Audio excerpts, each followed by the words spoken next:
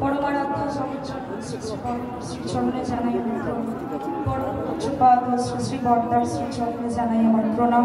পরম পূজ্যপাদ শ্রী শ্রী আচার্যদেবের চরণে জানাই এখানে উপস্থিত সকলকে আমার রামানন্দ চরণ।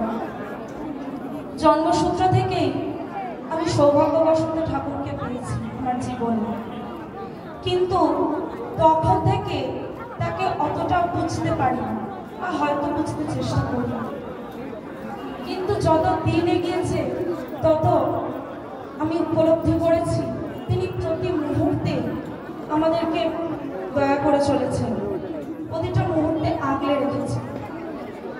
আমি আজ যেখানে দাঁড়িয়ে আছি সেটা সম্পূর্ণ তার দয়া।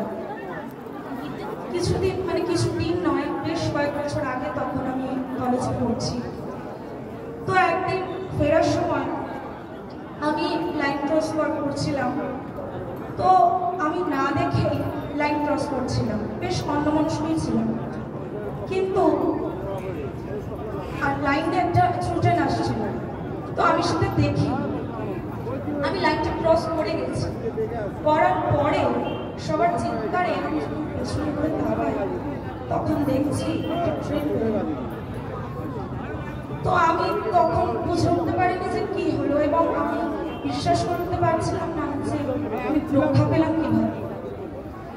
ওখানে উপস্থিত সবাই বলছেন মেয়েটার ভাগ্য খুব ভালো, কোনোভাবে বেঁচে গেছে। তো আমার মাথার মধ্যে এই প্রশ্নটা সমানে ঘুরপাক খাচ্ছিল যে আমি কি করে রক্ষা পেলাম। তো ঠিক তার পরের দিন একটি উৎসব ছিল, সেখানে এক ঋত্বিক দাদা আলোচনা করছিলেন একবার পাবনায় ঠাকুরের কাছে একজন আসে, তো সে ঠাকুরকে প্রণাম করে বসেছে। তখন ঠাকুরটাকে বলছে, যখন রেল লাইন পারাপার করো তখন দেখে পার হতে পারো না, তোমার জন্য আমাকে বুক দিয়ে ট্রেন থামাতে হয় বলে ঠাকুর তার বুকটা দেখালেন, বুকে চাকা চাকা দাগ।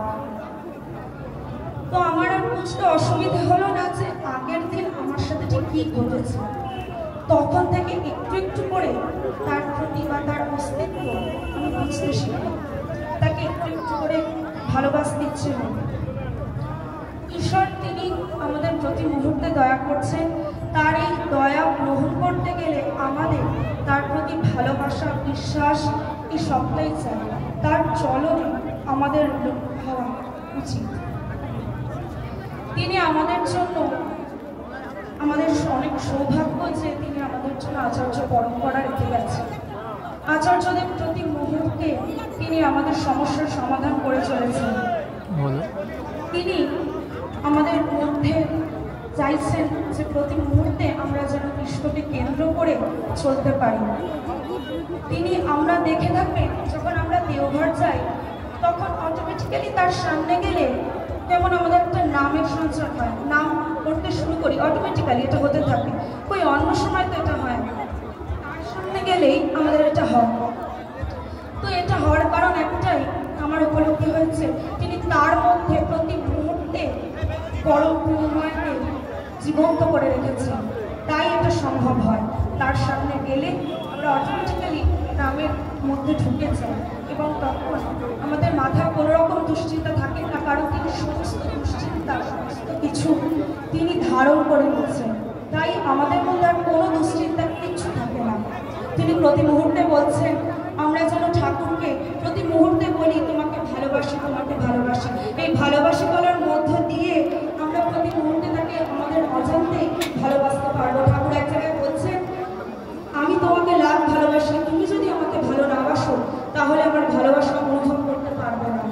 তো প্রতি মুহূর্তে তাকে আমাদের জীবনের কেন্দ্রে রাখতে হবে। আমি কিছুদিন আগে আমি বাড়িতে দেখছি যে একটা টিকটিকি সমানে প্রজাপতির পাশে ঘুরে বেড়াচ্ছে, কিছুদিন তাকে খেতে পারছে না, চেষ্টা করছে কিন্তু খেতে পারছে না। তো এই করতে করতে প্রায় কিছুক্ষণ চলার পর সে লাস্ট অব্দি সেই প্রজাপতিটাকে খেল। তো এই কথাটা বলার একটাই কারণ যে সেই ছোট প্রাণীটার ভেতরে লক্ষ্য ছিল, ইচ্ছা ছিল এবং চেষ্টা ছিল, আর খিদে ছিল তার পেট ভরা। তো আমাদের লক্ষ্য একটাই, ইচ্ছেও একটা, চেষ্টাও একটা, প্রিয়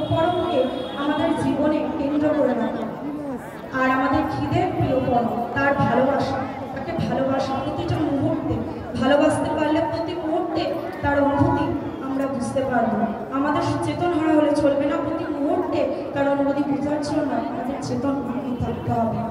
আপনারা প্রত্যেকে ভালো থাকবেন। আমি প্রিয়পরামের আদৌ চরণ আপনাদের প্রত্যেকের সুস্থ সুদীর্ঘ সুষ্ঠুময় জীবন প্রার্থনা করি। জয় মা।